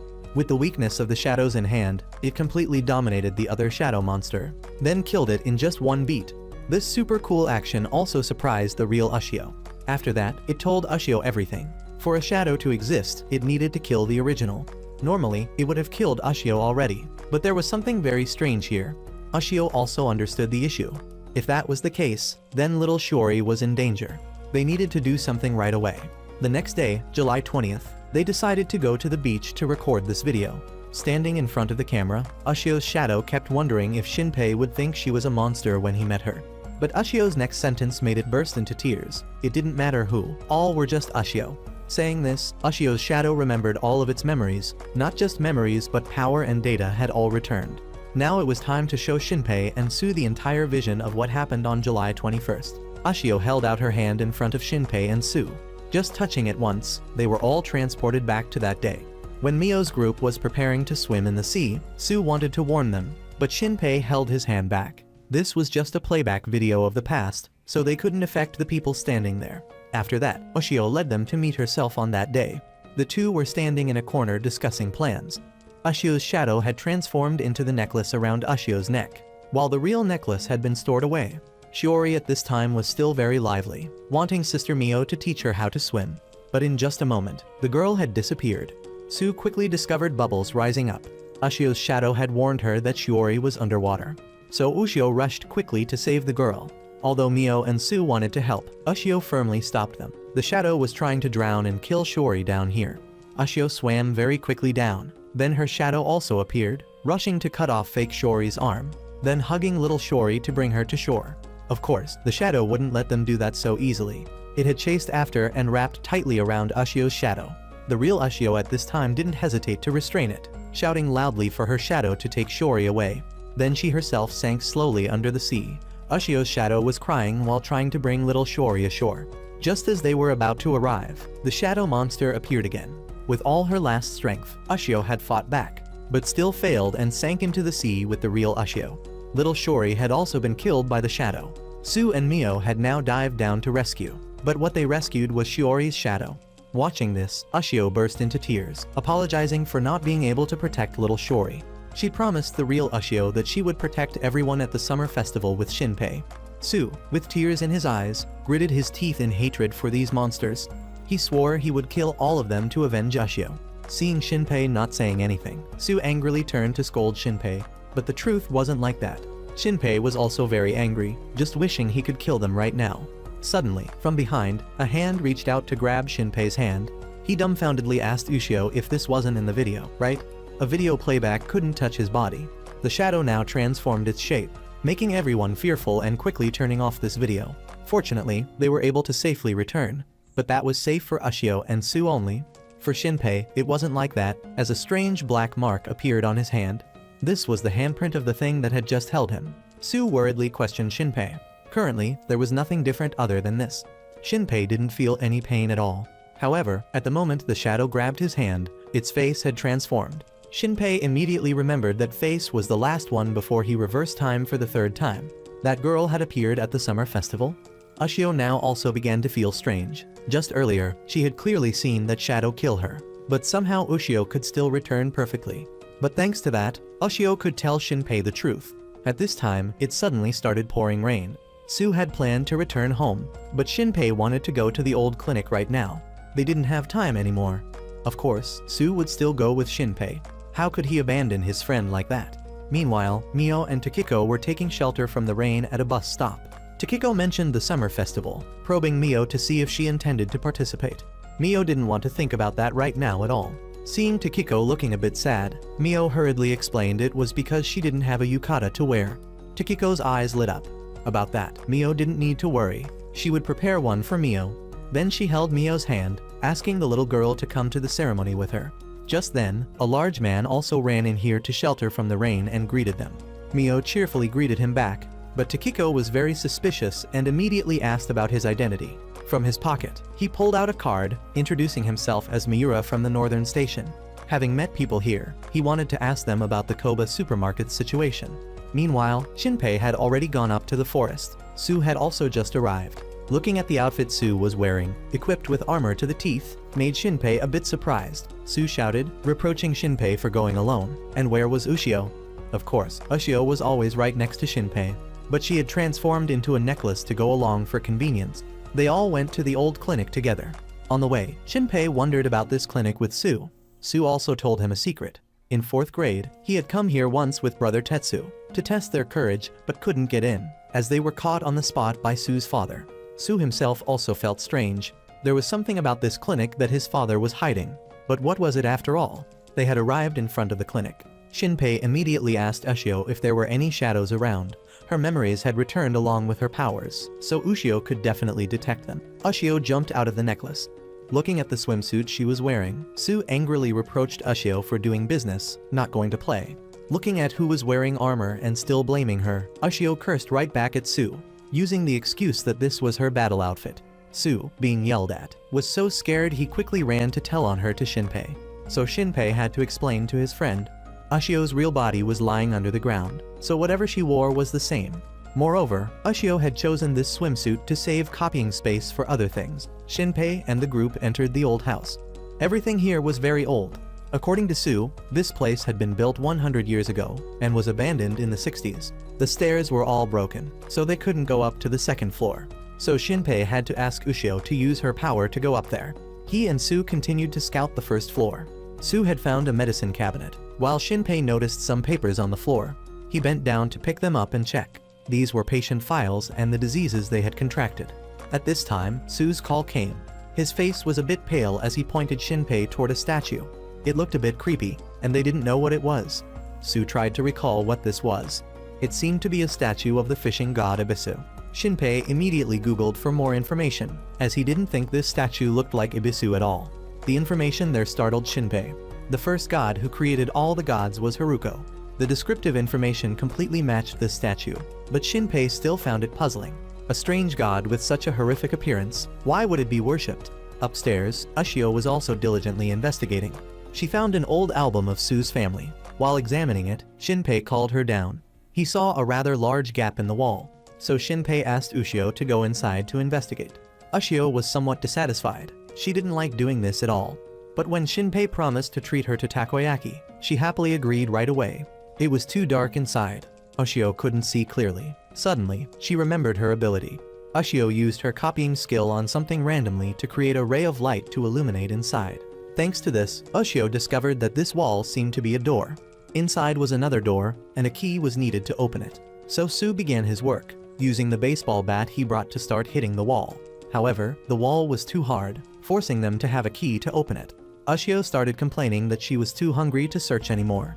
Shinpei immediately presented her with a rice ball that he had prepared in advance. Ushio happily ate until her stomach was full, sitting comfortably.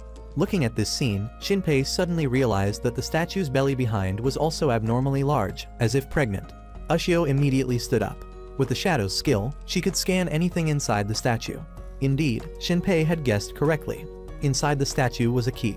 Ushio immediately used her power to perfectly copy this key. She opened the door for everyone. Inside the door was a hidden path leading underground. As soon as the door opened, Ushio sensed the aura of a shadow and warned everyone. Su broke out in a sweat. A door that could only be opened with the help of a shadow. What was his father hiding here? Shinpei was also a bit scared, but he still decided to go down to investigate. Su had heard that during the war, many underground channels were dug by the residents. It seemed this was one of them, a perfect place for shadows to hide. Ushio now called Shinpei and pointed to the distance. She sensed a mysterious stream of energy there, and she didn't like this atmosphere at all. Shinpei immediately pulled out a nail gun from his bag. Before going, he assigned tasks carefully to each person. If things went bad, Su had to protect Ushio at all costs. As for Shinpei, he had the ability to reverse time, so they didn't need to worry. Shinpei had considered all possibilities. He could die and start over, but for Ushio, there was no certainty they would meet her again. After planning, the group moved forward. Very quickly, Shinpei discovered a black streak on the ground. Ushio came over to check. This was the remains of people eaten by the shadow. But it had been a very long time ago. A rat running by startled Su. Ushio also broke out in a sweat. She discovered the aura of a shadow where the rat had run in.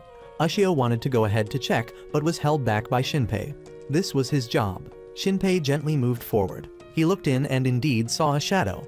It was eating rats, but didn't seem to have discovered them. Ushio and Su also quickly got into position. With the nail gun in hand, Shinpei took a deep breath to calm down, repeatedly chanting a mantra in his head. 3 shots were enough to hold this shadow, then Ushio would be the one to finish it off. To be sure, he also threw a stone in to check, but the shadow didn't react at all, proving it hadn't discovered them yet. Shinpei very gently moved closer to it, but just as he got close, this shadow had the ability to smell and detected Shinpei. It transformed and ran away in front of him, only waiting for Su to swing the baseball bat to hit it. It didn't work. It merged into the baseball bat and rushed to attack Su. Shinpei worriedly chased after the shadow, which had already pinned Su to the ground. Shinpei was sweating in fear. He wanted to attack badly, but if he shot now, Su would also be hit. Not knowing what to do, a voice in his head reminded Shinpei. At times like this, he had to stay calm, and then Shinpei saw the problem. He shot straight at the monster, 3 shots on target, and it was pinned in place. Su immediately pushed it away for Ushio to deliver the finishing blow. Fortunately, because Su had worn armor beforehand, he wasn't injured by the nails Shinpei shot. It was still too early to rejoice. Ushio ran over, pointing Shinpei to the intersection. She had sensed an extremely powerful aura there. Shinpei didn't hesitate and moved forward, while Su was still somewhat hesitant because he had just escaped death. Ushio angrily reproached Su. If they wanted to save Mio, they had to do this. Otherwise, the vision of tomorrow where everyone was massacred would happen again. After saying this, she kicked Su straight forward. As they walked, Su wondered why they didn't use Ushio's power to create another nail gun for him. Shinpei had tried, but it didn't work. Any objects that needed energy to operate required the real object to be deleted before they could be used. A gunshot rang out, startling everyone. Su had found a way out. Inside was a natural cave. The group moved forward to scout, and right then, Ushio shouted loudly to warn everyone. Somehow, they had already been surrounded by shadows. From the darkness, bizarre shadow monsters crawled out.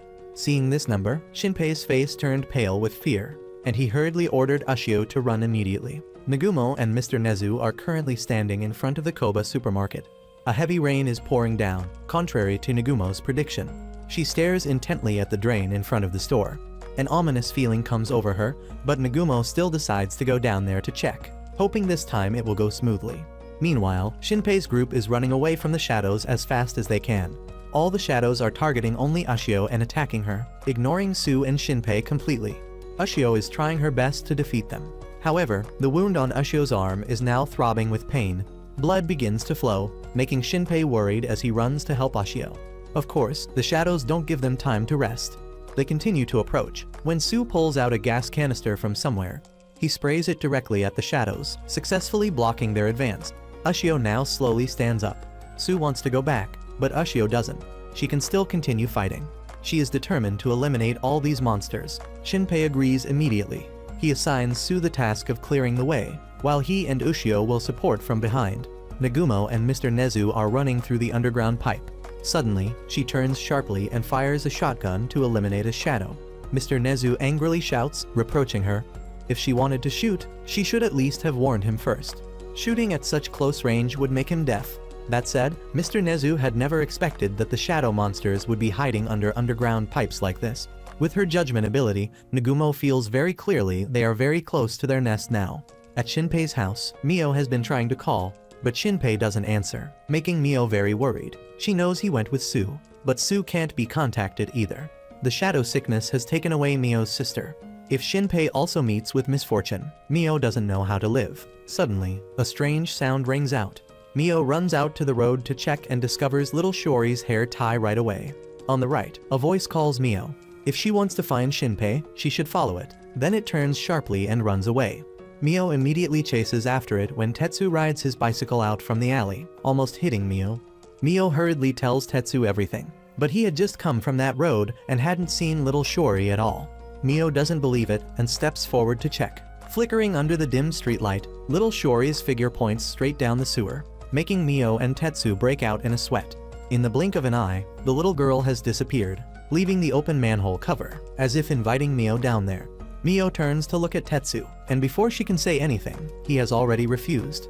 He uses the excuse that he still has to meet his girlfriend, and moreover, there's no way an elementary school girl would be in the sewer.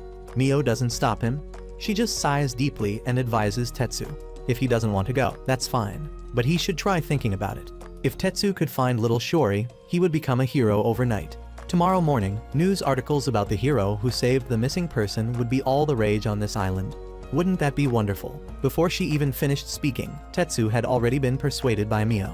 He even took the lead to scout ahead for Mio. Shinpei's group has now gone very deep into the cave. Not seeing the shadows chasing anymore, they dare to stop and catch their breath. Shinpei begins to look around. How could there be coral and seaweed in this cave? These things can't live on shore. Ushio, with a worried face and sweating, gently reminds everyone that all that coral and seaweed are all shadows. It seems someone has copied the sea and placed it right here. Shinpei steps forward to taste the seawater. It's very salty, as if it's real sea, so he guesses this cave will lead to some location out in the sea. Shinpei very much wants to go, but Sue stops him. It's too dangerous for them to proceed. Sue has already used up all the gas he brought. Just then, they see Ushio sitting down, looking very painful. Shinpei immediately realizes that Ushio's arm is still injured. If Shinpei has already discovered it, then Ushio doesn't hide it anymore. Her arm still hasn't completely healed. To restore to the original state, Ushio needs to copy data from the original. But the problem is that the real Ushio is already dead. In other words, this wound cannot be restored anymore. To end the pain, Ushio directly deletes her right arm. Shinpei watches but can't do anything.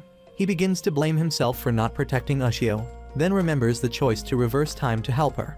Just then, a voice rings out, asking Shinpei and Sue not to act rashly, or it will kill Ushio immediately. Sue looks and breaks out in a sweat. How could Takiko be down here, and even bringing two shadow monsters with her? Nagumo and Mr. Nezu have reached a dead end. The path has been blocked by a very thick iron gate. Nagumo confirms that inside is the monster's lair, but currently, they don't have tools to cut the iron gate, so she wants to go back to find another way, or get tools to cut this iron gate. Mr. Nezu refuses immediately. According to him, this is the only path leading to their lair. The other paths, he affirms, are not for humans to enter. After that, he tells Nagumo a story he heard as a child, that beneath this island is a huge cave. He only thought it was a legend. Who would have thought it was true like this? They were about to go back to find tools to cut the iron gate when suddenly Nagumo hears a sound. It's Mio and Tetsu wandering down here. As they walk, Tetsu keeps complaining that this sewer stinks too much, until they see the figure of little Shori. Tetsu is too scared to continue, but Mio is much tougher. She immediately chases after. Everything has been seen by Nagumo and Mr. Nezu. Shori's shadow has led Mio and Tetsu along a different path. Mr. Nezu doesn't want to enter that path because he knows there are traps inside. Of course, Nagumo still insists on going. Meanwhile, Shinpei's group is now staring blankly at Takiko. When asked why she appears here, Takiko laughs out loud and thanks Shinpei for bringing Ushio to this place. Her job is to capture the defective merchandise. As she speaks, Takiko approaches them. Shinpei has grabbed the nail gun, shooting straight at Takiko's shadow. But she is not harmed at all, simply because Takiko is not a shadow but a human. Takiko bends down in front of Shinpei, smiling, advising Shinpei that it's best to talk with her for a while first. The two giant shadows standing beside Takiko are ready to attack him at any time. Knowing there's no chance of winning, Shinpei has to throw away the nail gun and surrender to Takiko. After that, Takiko orders the shadow to take Ushio away. Sue shouts, wanting to stop it, but Shinpei has stopped him. According to what Takiko is doing, she came here just to capture Ushio, with no intention of killing them. After that, Shinpei looks up and questions Takiko. After all, why would a human do these things? Will Takiko bring Ushio to her father? Sue jumps in surprise when he hears these things. Seeing the secret has been exposed, Takiko also feels this is a good opportunity to tell Sue the whole truth. Sue is not her father's choice. To understand better, she asks Sue and Shinpei to follow her. Nezu and Nagumo have now reached inside the cave, shooting the shadows while paying attention to their surroundings. They have lost track of Mio. At that moment, Mr. Nezu is extremely surprised to meet Shiori's shadow again. They had clearly killed it, so how is it still alive like this? Nagumo has known about this before. When she swung the hammer to finish it, it had sneaked through the cracks to escape underground. Thanks to that, Nagumo could guess that their lair lies beneath these underground sewers. As declared before, the next time they meet, it will kill Nagumo. As soon as it finishes speaking, the shadow leader appears behind it. Immediately, Shiori's shadow uses its copying skill. Nagumo has fired her gun, but the shadow leader blocks it. So Shiori's shadow has read all of Nagumo's memories. It even knows all of Nagumo's secrets and turns to remind the shadow leader that Nagumo can see 2 seconds ahead of what's about to happen. This is not an opponent they can fight. Mr. Nezu only has time to shout for Nagumo to run, then is shot directly in the chest by the shadow leader with a shotgun and dies instantly. Nagumo is hiding behind the rocks while looking for an escape route, but even so, she still takes a bullet. The shadow leader doesn't chase after her because it knows it has shot a vital point on the human body. Just let Nagumo die slowly. Shinpei is now following Takiko. Ushio already knows what Shinpei's plan is. He hasn't returned to the loop because he wants to know exactly what's happening on this island. The entire cave shakes violently. Takiko turns to explain to Shinpei that this is Haruko being hungry. The time for her meal is approaching. Before taking them inside to meet, Takiko has asked Shinpei for one thing. She hopes Shinpei won't tell this to Mio. Shinpei agrees right away. He never intended to involve Mio in this. They have arrived. Inside the cave is a white-haired girl. Shinpei immediately recognizes that she is the last person he met in the second loop. Takiko stands up to introduce them. This is Haruko, the god of this island, also the mother of the shadows. The form they are seeing is the first form that Haruko copied when she came to this island. This person's name is Hain, but recently, that body has been weakening, and Haruko needs a new body. Just as she finishes speaking, Haruko begins to change shape. Somehow she transforms into little Shiori. In just a moment, Shinpei has understood the whole issue. This is the one who killed Ushio, killed Mio, and swallowed the entire island. A monster like this dares to call itself a god. Don't joke around, Shinpei shouts. Immediately, Haruko becomes angry, extending shadows to kill Shinpei. Fortunately, Takiko speaks up to save him. Haruko narrows her eyes, threatening Shinpei to shut up if he wants to live. At this time, the nurse from Sue's family clinic, Nagoro, appears, bringing 2 coffins. From there, Takiko also gradually explains to everyone. Every year, the island has an average of about 4 deaths. The bodies of those people will be brought here for Haruko to eat. This action has been going on for a very long time, even before the time of Sue's great-grandfather. Sue listens and can't believe it. After all, what does that Haruko woman want to do with these bodies? Seeing the meal has been presented before her, Haruko pulls out the Roman 4 and crawls over, laughing loudly. Takiko just gently turns to remind Shinpei. As she said before, Shinpei doesn't have the ability to kill people, but she has mentally prepared for Shinpei to kill. At this moment, Haruko has opened the coffin lid. Inside is Ushio's body. She laughs loudly and taunts Shinpei. This is Ushio's body that she hadn't finished eating a few days ago.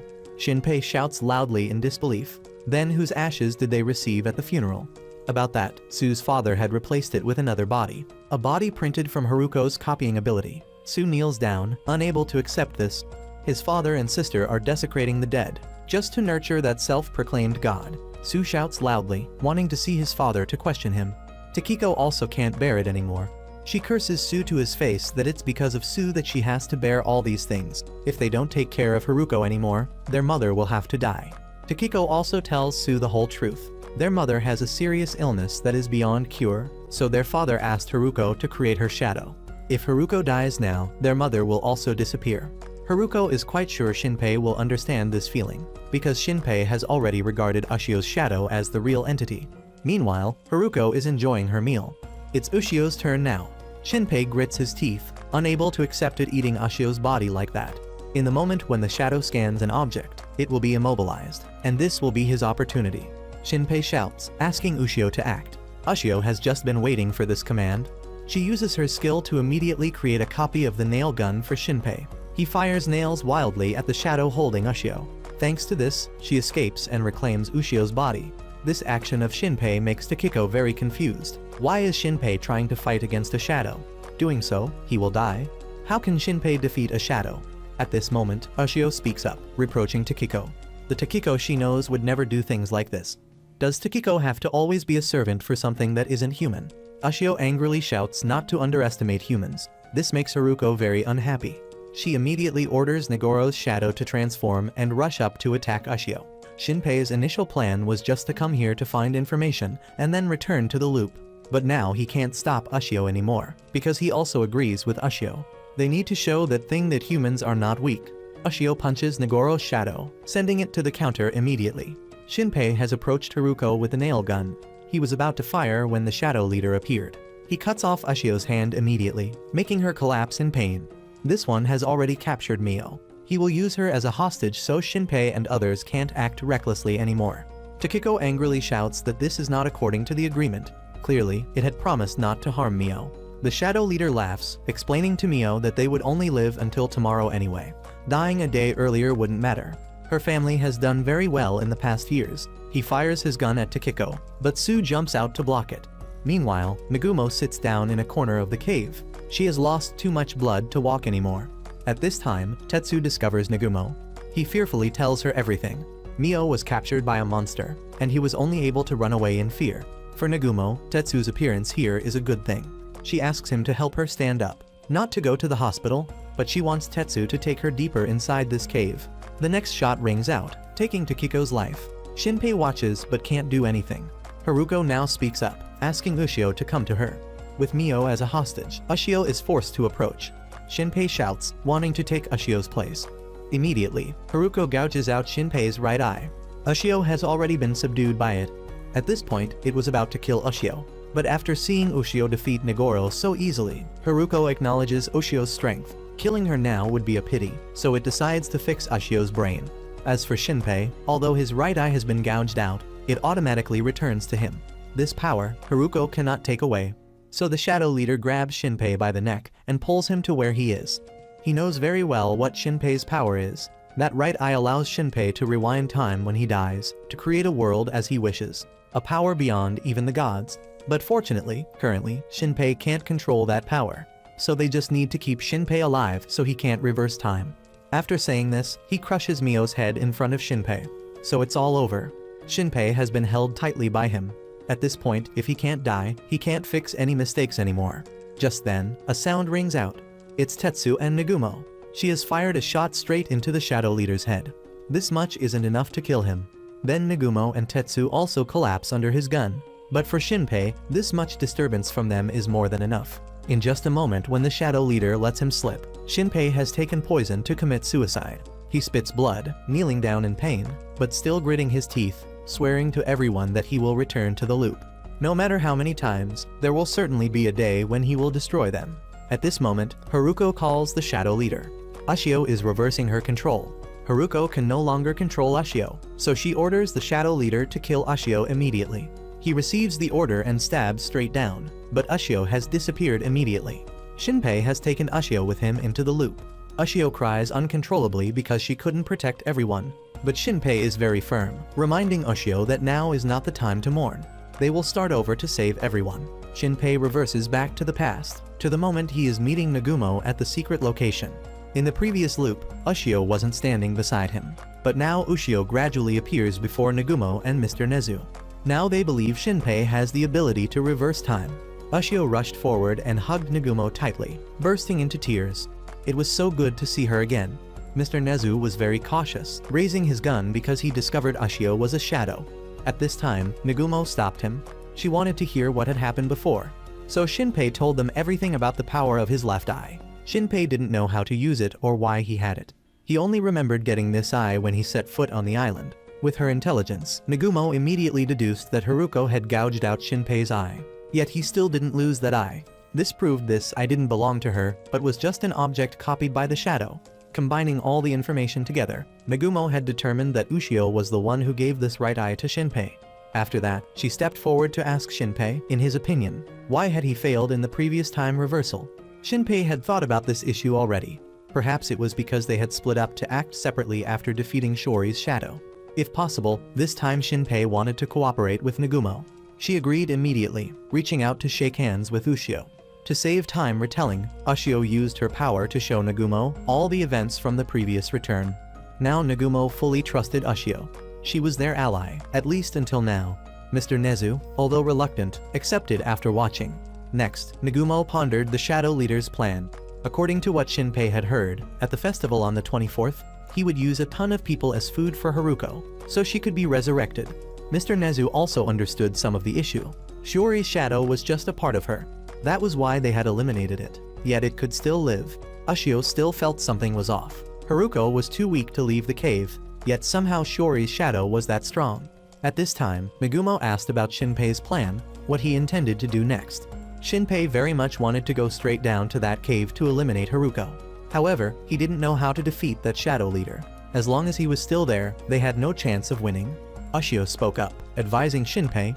In her opinion, they should still start with the fake Shiori shadow first. Mr. Nezu still didn't quite understand. If they couldn't kill it, why bother going there? Ushio raised her arm confidently declaring she had the ability to erase it. The events that followed were the same as in previous time reversals. After Ushio's funeral ended, Su went to see his father, wanting to talk more about his friend's death. Su's father didn't care and didn't want to see Su, but thanks to his mother's pleading, he agreed to meet him tonight. After that, he went out to call his comrades. He knew everything, from Nagumo's return to the island to Shinpei's investigation of the shadow disease. Shinpei knew too much, plus they had let Ushio's shadow escape, so he had decided to eliminate the entire Kofun family. That afternoon, Shinpei's group arrived in front of Shiori's house. When they heard Ushio declare she had the ability to erase the shadow, she and Mr. Nezu didn't believe it, but at least this was worth trying. At this moment, Shinpei suddenly asked Nagumo about her brother. 14 years ago, he had been killed, and according to what Shinpei knew, it could very well have been Haruko who did it. Shinpei already knew the truth, so Nagumo didn't hide anything from him anymore. Shinpei's phone rang. It was Mio calling. Shinpei sighed with relief. This proved Mio was still safe. He swore he wouldn't let Mio die again. Standing in front of the Koba grocery store, Nagumo had recorded the plan and then switched places with her second personality.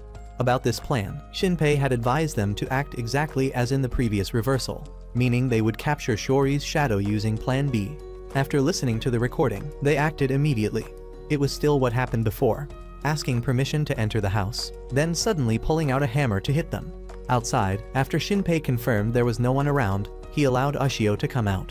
As soon as she jumped out, she immediately showed Shinpei her new discovery. Ushio plucked a strand of hair and placed it on the ground. It transformed into two pieces of the nail gun, the gun that had been cut in half by the shadow leader.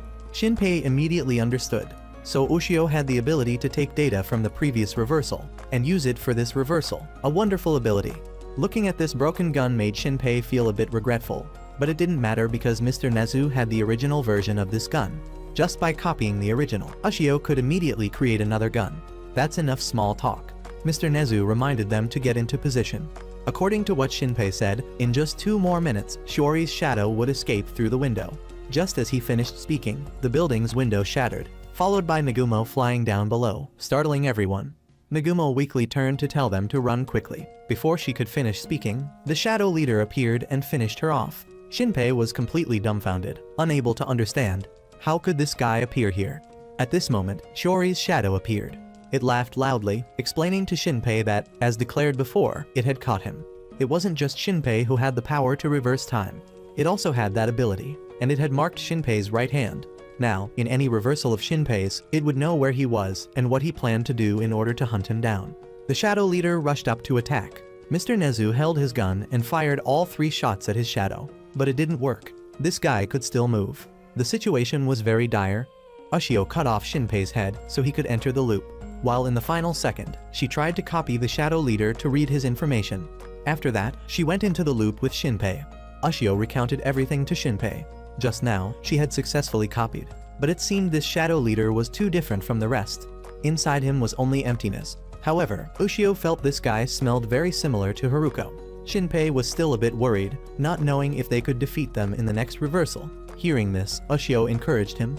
According to what they had just learned, that Haruko woman also had the ability to reverse time, so certainly she would hunt him in this next reversal. But it didn't matter. She still believed they would be the winners. The two successfully reversed time, but the scene before them made Shinpei somewhat surprised. According to his memory, it didn't rain on the 22nd. Just as he finished speaking, Nagumo, in a school uniform, entered the coffee store. Shinpei ran to grab the door handle, but he couldn't hold it and went straight through. Inside the restaurant were many customers. Based on the date written on the flower baskets, Shinpei realized this was 14 years ago. He immediately remembered that in the first reversal, he had also had a similar experience. He had seen the scene of Sue saving Ushio by the beach. According to Ushio's guess, at that time, perhaps Shinpei had been viewing Mio's memories, and now perhaps they were watching Nagumo's memories. The coffee and restaurant was celebrating today, so it was very crowded, and Nagumo didn't like such crowded places. So she left her brother Ryunosuke behind and was about to sneak off elsewhere when her friend Asako appeared and stopped her. Shinpei's parents were also present at the restaurant. It had been a long time since Shinpei had seen his parents' faces, making him very emotional. As for Nagumo, she had carried a cold personality since childhood, sitting at the dining table without even talking to her brother or Asako. It wasn't until Ryunosuke told the story about his sister's new friend that Nagumo embarrassingly scolded them. With her cold personality, neither Asako nor Ryunosuke believed Nagumo would make a new friend.